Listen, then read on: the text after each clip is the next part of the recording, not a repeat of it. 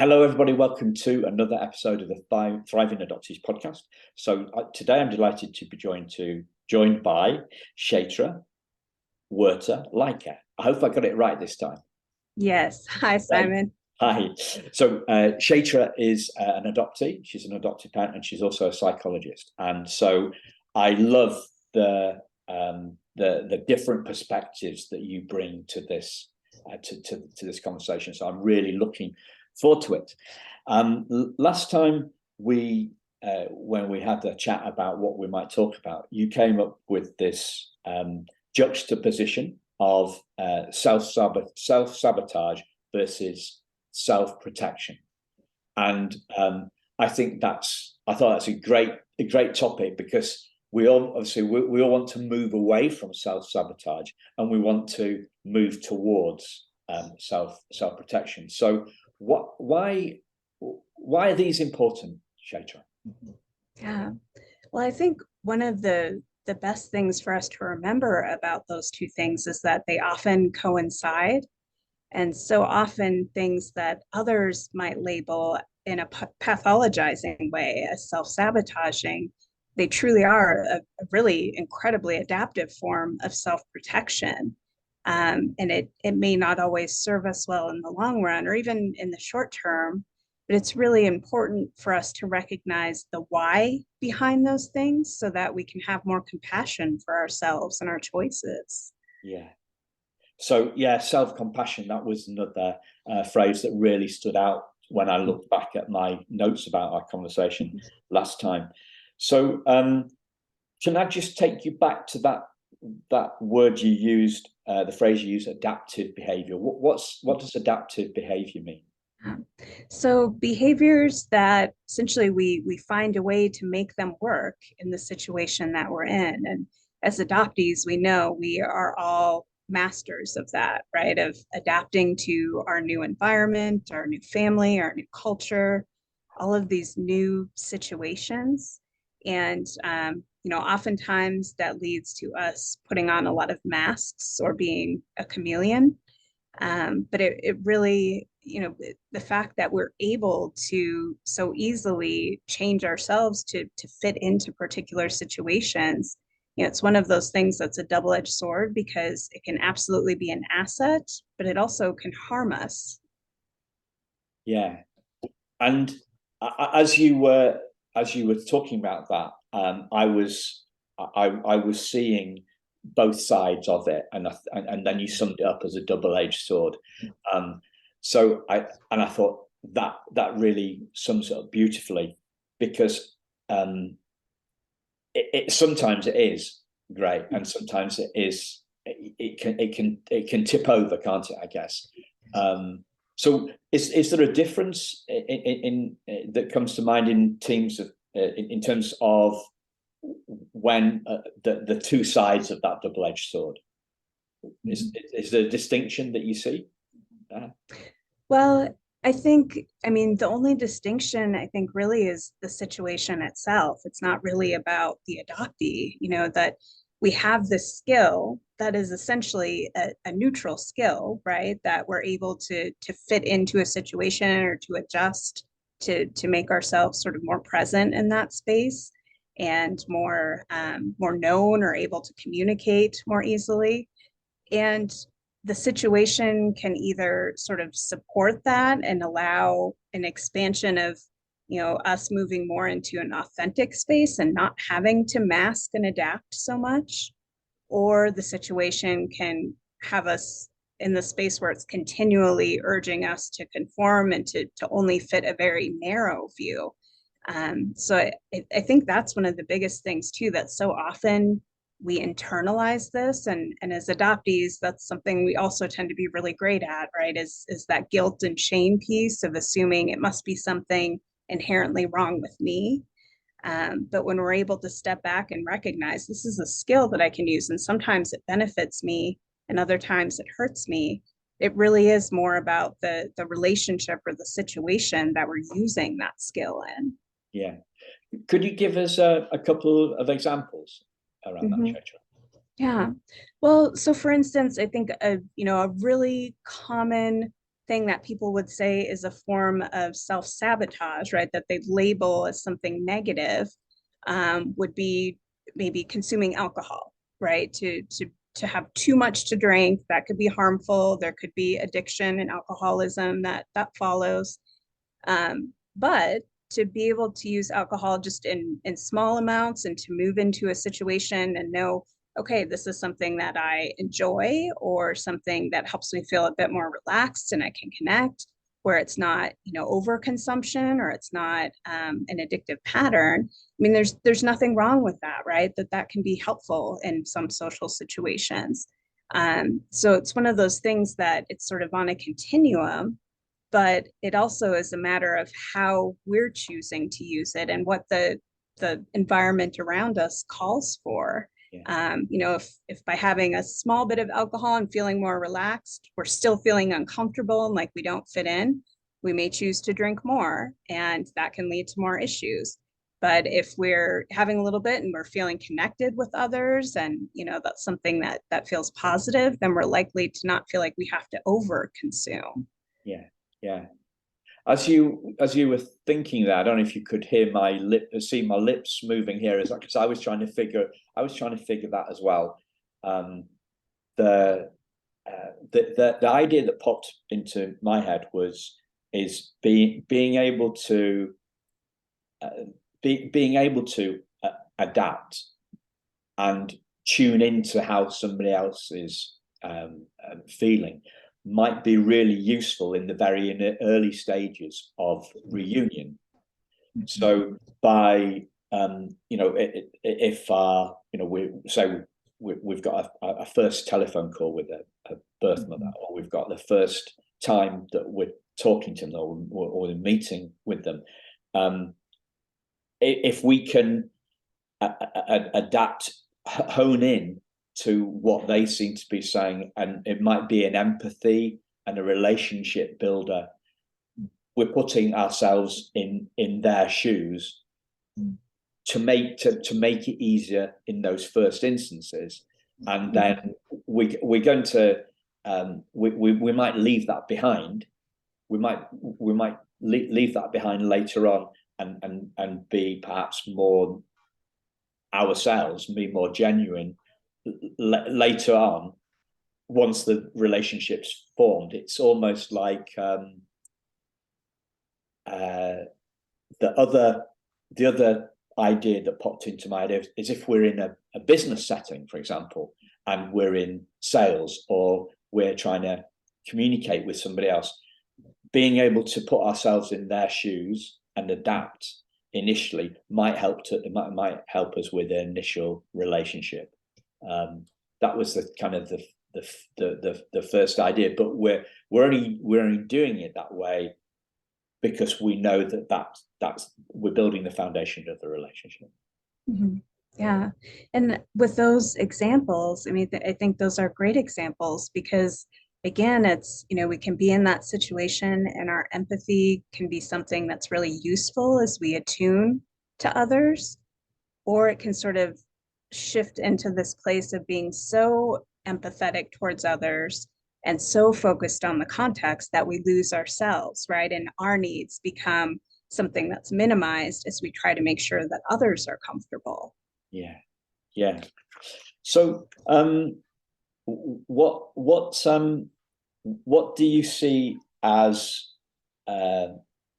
common ways that we may be self-sabotaging ourselves as adoptees?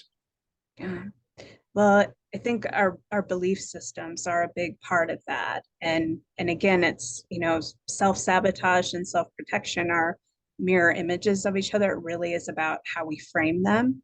And so when we think about, a relationship that we get into, and maybe we were impulsive and we realized that person wasn't the healthiest for us, or we're afraid to get into relationships because we fear rejection.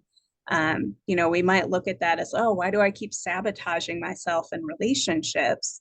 But the truth is you're protecting yourself, right? You're afraid of connecting because you've been hurt or left before. So that's a form of self-protection. Or you're really wanting to find connection. So you jump into a relationship quickly without really thinking it through. But again, you're protecting yourself from feeling lonely or isolated. So all of these things are ways that we're trying to help ourselves. And sometimes we may just not know ourselves well enough to know exactly the best ways to help. And a lot of that does come from all of the masking we do and focusing on what we think other people expect or demand of us. We do lose ourselves in that. And then it's a matter of trying to figure out how do we get back to rediscovering ourselves so that we can be authentic in those spaces and can protect ourselves in the ways that are useful, but don't also end up harming us. Yeah. So what do you see as those, you alluded earlier, you mentioned earlier about the importance of understanding why we do stuff. And I'm guessing that the belief systems play an important role in the why, in driving our behavior as adoptees. Yeah. So what do you see as the common beliefs, some of the common belief systems of adoptees? Yeah. Oftentimes it's a belief that we're less than, right? That somehow we, are not as lovable or are missing some key piece of information that everyone else in the universe understands, or just this idea that there's something about us that's not worthy.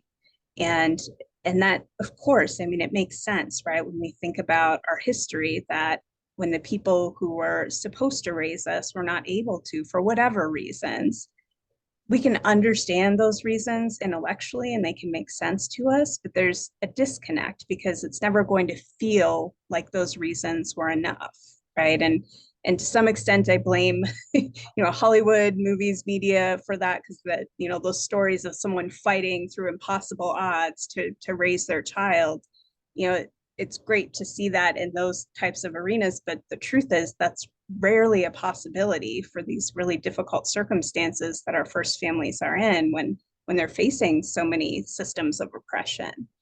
And so to get to that place of recognizing that we are still worthy, it was the situation that affected all of us, that affected the decisions. And it wasn't about us and our value as human beings. That really does get back to that place of understanding our core importance, the fact that we matter in the world just as much as anyone else. Yeah. So is it the juxtaposition between we think it's about us when really it was about the situation that the birth was in? Is that the fundamental kind of juxtaposition? Yeah. So if we're seeing this intellectually, what stops us seeing? Is it the belief system? I don't know. There's a word for this, isn't there? Is it cognitive dissonance? I don't know. I'm remembering something back to my psychology. Is cognitive dissonance when we think one way but we feel a different way? Is that what it is? Sort of. Cognitive dissonance is a little bit different in that we're sort of believing something that may not be true just because it helps us to feel better or it makes more sense to us.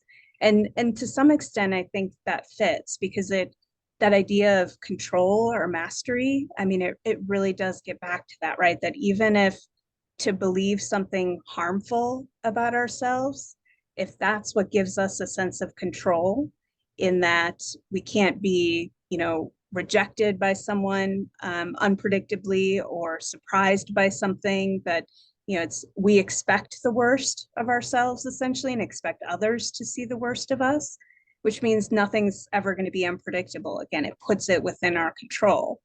But to do that also means we have to believe the worst of ourselves. And that, of course, is harmful to us in a different way. Yeah. Okay. So something that comes to my mind is that the first thing was, well, if we've got this intellectual understanding that of our worth, okay, but we don't feel it. What's the difference that makes the difference from getting a theory in our head to a feeling in our heart. Yeah. So, I mean, a lot of times that disconnect is there simply because as human beings, we're not good at attuning to our emotions and our body cues. And oftentimes I talk with my clients about this triangle that every internal experience we have includes three parts. It has thoughts, feelings, and body cues. Our thoughts are the things we notice first. They're really easy, right? I'm not worthy, there's something wrong with me. And the difficult thing with thoughts is they can be rationalized and distorted. And I mean, there can be a million different ways that they're dishonest with us.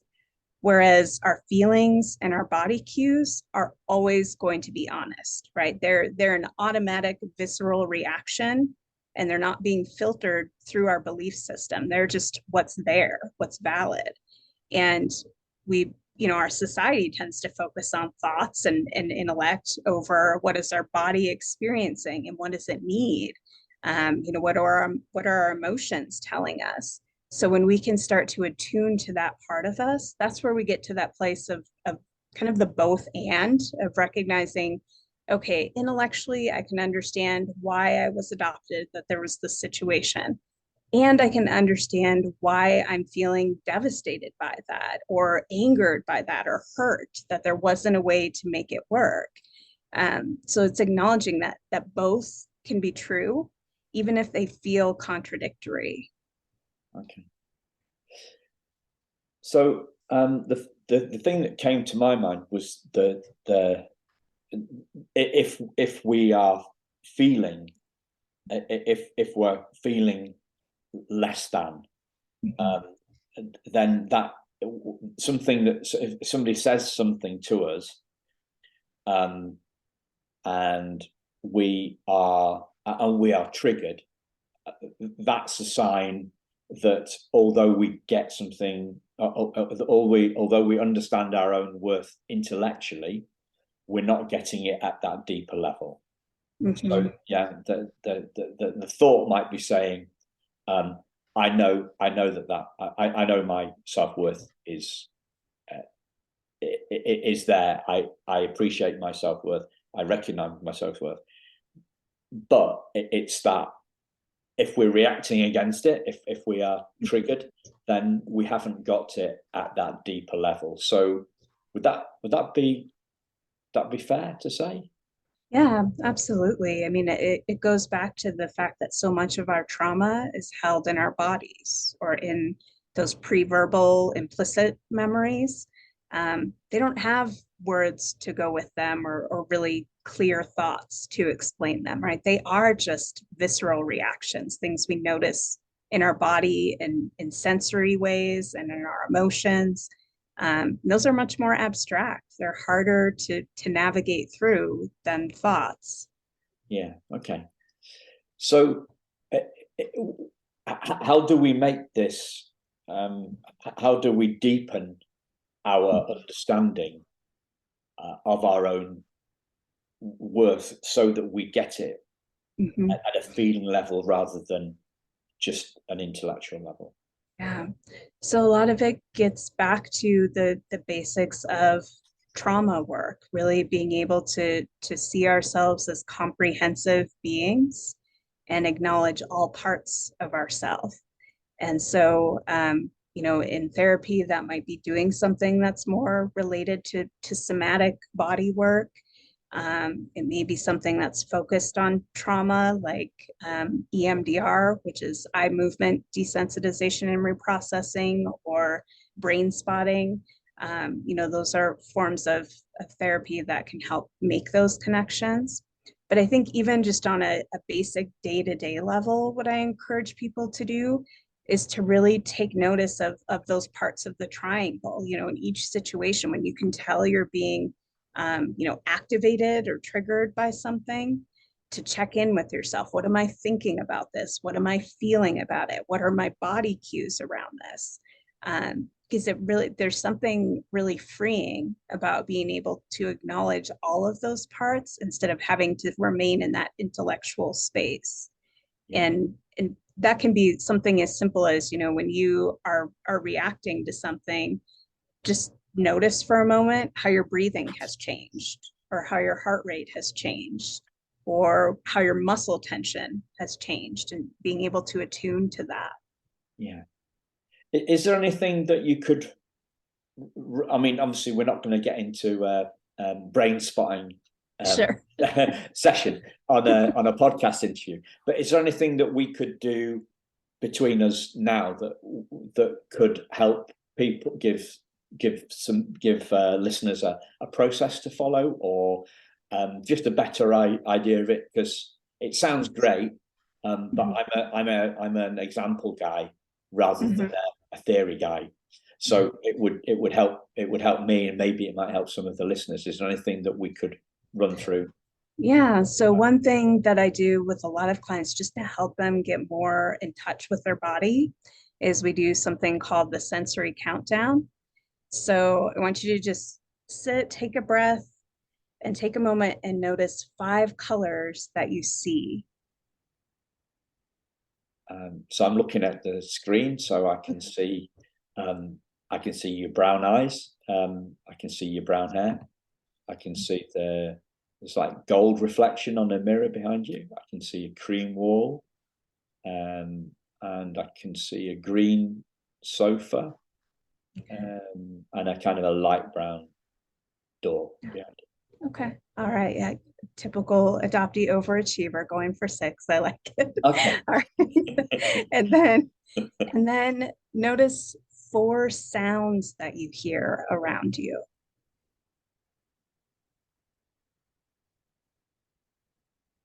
I can hear some wind, I think, or a bit of rain. I heard just a slight echo of your voice on the Zoom connection. I can hear a bird tweeting. Yeah. Did I get 4? So even just, the numbers don't matter quite so much. I'm giving you a hard time. Okay. All right. So now notice 3 textures that you can feel. Okay, so I can feel the metal of the wiro bind on my notepad. I can feel the wood underneath my left hand on my desk, and I can feel the laminate floor through my right foot. Great. And now notice 2 scents in the air. Scents in the air. I can't really smell anything now. Just air smell, like it's like water, isn't it? There's not much Okay. I can't. Yeah. Sometimes it can even be sort of a smell of dampness, or there may be kind of a lingering scent from a pet or from a meal, but to kind of notice those scents. And then the last thing is, what do you taste in your mouth? One thing that you notice. Slightly dry. I wish I'd got a glass of water before we started to before the recording. Yeah. A dry. I feel dry in my mouth. I'm a little bit tired, and when I'm tired, I think dehydration is a thing. So I really should have got water. Okay. Yeah, but do you notice that? So you just did this sensory countdown, right? Of 5 things you see, 4 things you hear, 3 things you could touch, 2 things you smell, 1 thing that you taste, and you immediately got more in touch with your body. You were attuning to, oh, I'm feeling dehydrated. I should have gotten some water, right? Whereas before, when you were sort of in an intellectual space of doing this interview, you weren't necessarily attuning to that need. So that's exactly the way that we can sort of work ourselves back to that place of being more grounded within ourselves. Yeah. Yeah, I like that. Yeah. Yeah, that's good. I like it. Yeah. Yeah. So it's just run through them again. It was 5 things I could see. So 5 colors that you 5 see, colors we can see. 4 sounds that you hear, 4 sounds. 3 textures that you feel, 2 scents that you smell, Yeah. and finally 1 taste in your mouth. Okay. So you might have to listen back to that. You might have to listen back to that, listeners. So yeah, it's an awareness thing, is it's where we're focusing our attention, and as you said earlier, we are focusing on our intellect. We're spending most of our time in our heads rather right. Yeah. in That's the place where we frame these things that are self-protective, often protecting our body and our emotions. We frame them as self-sabotaging, right? Because on the surface, they may not make sense, but when we attune with our body, there's a self-compassion there and an awareness of the why, that all of the things we do, there's a purpose behind them. They do make sense to an extent because they're meant to protect us in some way. So when we can get to that place of being more attuned to our bodies, it gives us more empathy for ourselves and our reasoning. Yeah. So what we've used this word self, it's self-sabotage and self-protection. What do you mean by self in this bit, in this context? Yeah, well, getting pretty existential now, I think, in some ways, but I mean, self really being the core traits that make us who we are. And I always share with my clients when they talk about, coming to counseling because they want to change, we talk about, really it's not about change necessarily as far as changing who you are. It's really about getting back to these core parts of yourself and rediscovering them before all those expectations and demands of other people in the world were placed on us.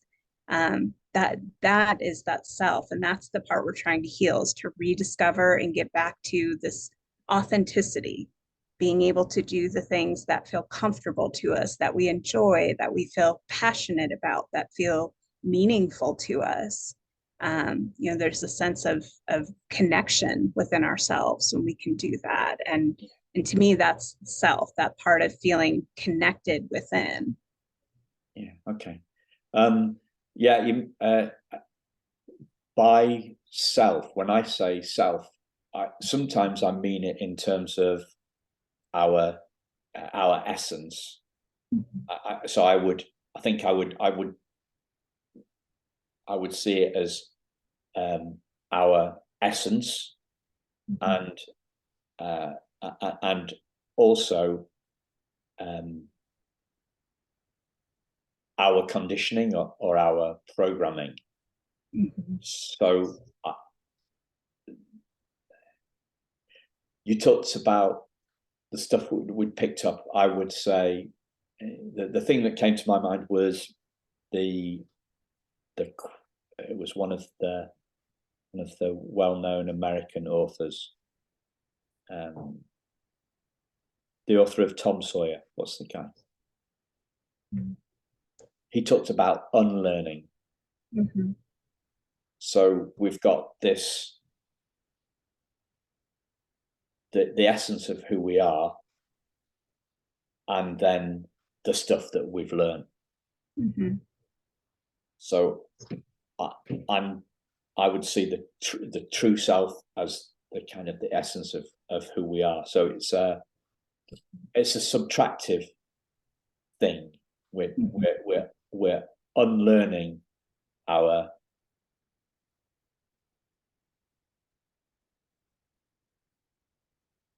the stuff that we've picked up about ourselves that isn't true. Yeah, all of those masks that gave us the opportunity to fit in or adapt, but didn't necessarily serve us well, right? That we had to filter or sacrifice parts of ourselves in order to to fit in those spaces or to adapt in those spaces. So that authenticity, and a lot of times I'll talk about the difference between fitting in and belonging. That to fit in, you go into a space and you have to filter parts of yourself in order to make it comfortable and to have a place there. Belonging is where you can bring your whole authentic self into a space and it's accepted and understood and celebrated. And as adoptees, I think it's often very difficult for us to trust that we can belong in a space. We assume that we have to find a way to fit in, but that means we are having to give up parts of ourselves. And is that because we are avoiding rejection? Yeah, a lot of times I think it's avoiding rejection or that fear of abandonment. And it's essentially what we've been taught from the beginning, right? Like when you talk about that untraining, I mean, we were brought into an entirely new space where the goal was to adapt and fit in with this new family, new home, new community, and culture. So right from the beginning, we've been learning to be someone else, instead of the natural self that we might have been born to be. Yeah. But we're wired to learn though, aren't we? Mm-hmm. Yeah. And I view it again sort of on a continuum that we can learn things that help us grow and enhance who we are, or we can learn things, which most often I think we learn things that limit who we are, right? We learn how to hold back parts of ourselves instead of to put all of those parts out there in a very genuine way. Yeah. Is there any exercise or question that you can take us through to help us, help me or the listeners, people listening, the fellow adoptees listening, as to when we can clue in to, when we're fitting in, when we've got the mask on, Mm-hmm. To fit in, or when we are being more of our authentic selves and just belonging. Is anything that you could take us through? So this for me comes back to the body awareness again, that when you are in a space, a lot of times if you check in with your body and notice what you're experiencing, if you're holding back parts of yourself, you'll notice some tension. You might notice a lump in your throat or a pit in your stomach or a sense of heaviness in your feet, right? Or even kind of floating, like you're not quite in your body. Whereas in spaces where you're most comfortable, right? Like maybe when you're just sitting on your couch at home by yourself and feeling like it's just you're the only person you have to acknowledge or please in that moment, then there's probably less of all of those feelings, right? There's more of a sense of being relaxed, sort of maybe a calm kind of tingling throughout the body. Um, so being able to take notice and compare those times when you do feel more relaxed versus the times when you feel more tense, because that's going to give you a sense of, oh, okay, what am I holding back right now? What do I wish I could say or do that I'm choosing not to because I'm worried about how others might perceive it? Yeah. Okay. So you mentioned these different different approaches to body work. So you talked about somatic, EMDR, and brain spotting. So could you give us a kind of like an overview of those, and also, if there are any situations or behaviors or types that one of these therapies is more useful. One of the do you know what I mean? Yeah. Yeah. Yeah. I mean, truthfully, I think they can all be useful for anyone. Like some of it is just a matter of figuring out for yourself what fits. And, if you're working with a therapist, the most important thing is to feel safe in that relationship and feel like you can be authentic. And then really any of those are likely to be effective in getting to what you need. So somatic work really is, I mean, it's very intensive and focusing on body awareness. EMDR is a way of kind of getting the two hemispheres of the brain to talk with each other and communicate in different ways so that we can pull some of the trauma that's stuck in the more primitive part of our brain and kind of replace that with something that feels more true or more kind of more appropriate. So it does sort of adjust our belief system. And brain spotting is similar in that, its premise is that where you look affects how you feel. And so our brain has stored traumatic memories, and some of that is associated with a particular positioning for our eyes. So it's a way of getting to those and being able to reprocess them. Yeah. And do these all have to be done in person? These therapy types, or No, so are they better? I'm presuming they're better done in person. yeah, so truthfully, I mean, I'm not trained specifically in somatic experiencing. There are certifications in that. I do some Okay. of that work, but that my understanding of that is it's better in person.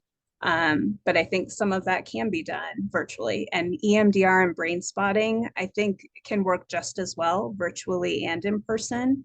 The majority of my clients are virtual, and we do EMDR and brain spotting work through our sessions. Yeah. Okay. And is this so in the States? How does this work in the States in terms of being able to practice online? Because when I look at some people, it says, "Well, I'm only licensed in a state." So, what are the practicalities of this in terms of your regulation? Is it the Wild West? I don't know. Yeah, well, in some ways, I think it'd be better if it was the Wild West. In the United States, there is a very specific, kind of regulating around you are only able to practice in the states where you are licensed. So it makes it really difficult for adoptees and adoptive families who are seeking a specialty, and maybe they live in a rural area where there aren't going to be many adoptees or even adoption competent providers. Fortunately, there's something called PsyPact, which is legislation that was passed during the pandemic. And that is something that allows psychologists to practice in all of the states that have passed that legislation.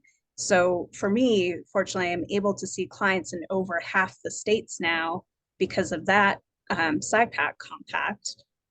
But still for therapists who may be master's level counselors or social workers, something like that hasn't been passed. So they truly have to either, it's either the state where they're residing and are licensed, or many therapists are trying to become licensed in various states so they can see more clients. But it's a lot of time and energy and money on their part to do that. And what about international?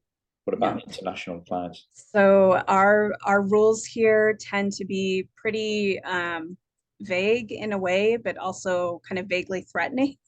You're not supposed to practice outside of the country unless you know the rules and regulations of that country and what they allow. But that's a really difficult thing to find information about when you're not familiar with the system in another country. So it does get really complex. Okay.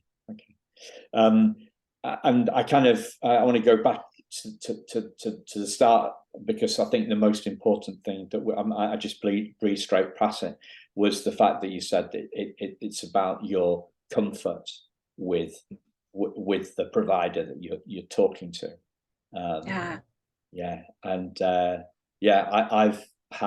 I've been very uncomfortable with some of the people that I've spoken to here in the UK.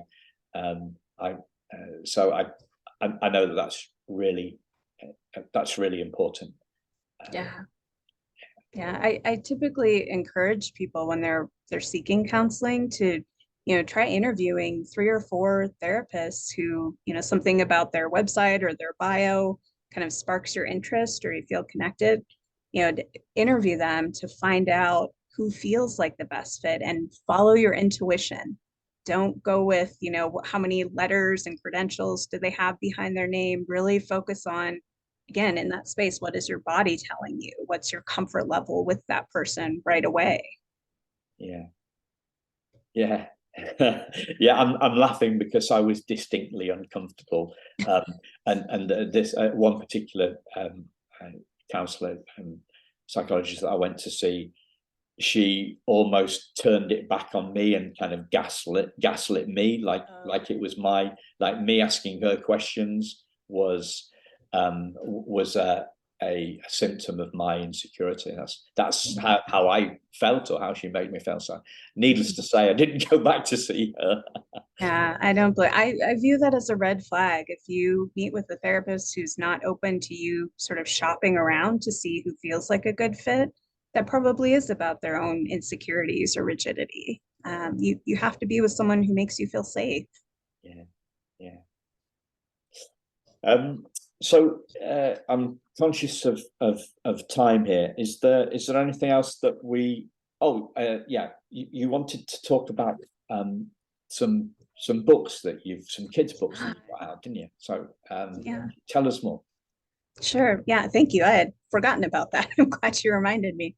Yeah, I'm not great at marketing myself, so this may be a little awkward, but I have written a series of children's books for young adoptees with the goal of empowering them and helping them, just find language around their experiences and feel validated. So each book is from the perspective of a young adoptee who is coming to my office for therapy. And so in each story, we're working through a particular issue. So the first book is Marie Discovers Her Superpowers. And that one focuses on how do we respond to other people's adoption questions and comments, because we know a lot of times we get those, they're insensitive, even if they're not meant to be. But so this book gives tools for helping adoptees respond in those situations or protect their story or share a little bit in a way that feels comfortable. So there are really specific tools. And the second book, which will be coming out this spring, is called Casey Conquers Bedtime. And that one focuses on bedtime anxiety, specifically for adoptees. There's a lot of complex layers associated with that. So it kind of gets into actually sort of some EMDR tools for being able to navigate through that anxiety and feel more comfortable with sleep.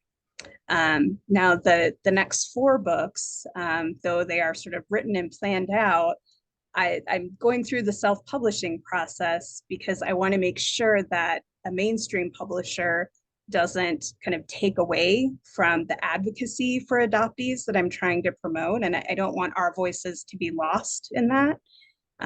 So I'm self-publishing to make sure our voices are protected as adoptees, but it's an expensive process. And so I have started a fundraiser to help, if people like Marie Discovers Her Superpowers, if they're excited to read Casey Conquers Bedtime, if they can help with this fundraiser, which is on my website at growbeyondwords.com, it can really be something that promotes more of these stories and helps me publish them and get them out into the world, because I have stories prepared about celebrating differences, about navigating through perfectionism and fear of failure, about being able to work through holidays and birthdays. So I really need people's help to make that happen. Yeah. So this is just a bit of an aside, actually, but it's directly relevant to you. So I'm just checking. Okay, so when this, we're going to publish this event in March. So if you're still in March, listeners, as you listen to this, then on the 1st of April, we have a webinar called "How Adoptees Can Sell More Books and Get More Speaking Gigs."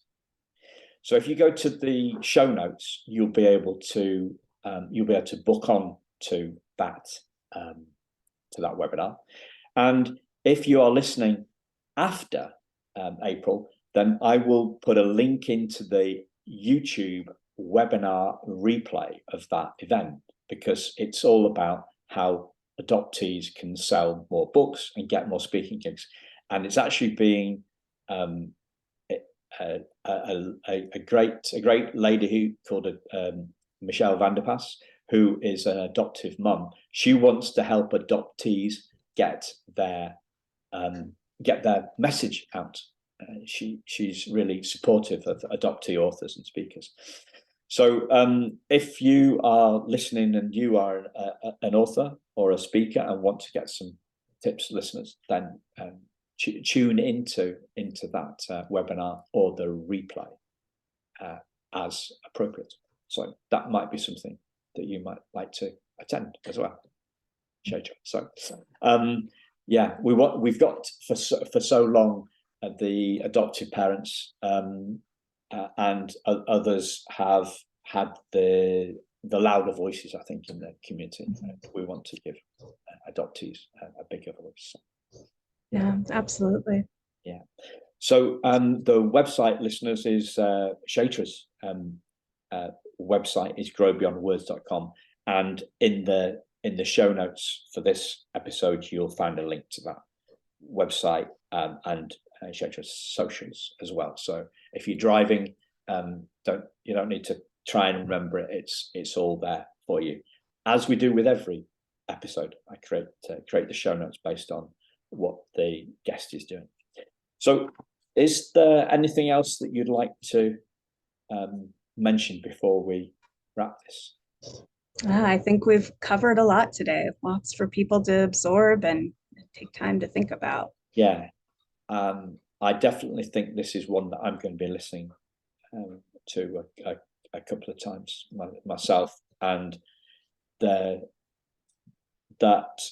tuning into the body exercise is a big one, and going to be a helpful for me, because actually, this dry mouth that I've got, I think part of it has been where we're going, where we've been in this episode is newer kind of stuff for me. So there may be just a little bit of nervousness going on for me. Also, I mispronounced your name, so we had to re-record it. So there's some stuff going on with that as well. So yeah. That's exactly it. Right now, you're tuning in to the emotions and the body cues, the more abstract things, but the things that are more authentic. Yeah. So thank you very much, Chaitra, and thank you to listeners for listening. We will speak to you again very soon. Bye. Thanks, Simon.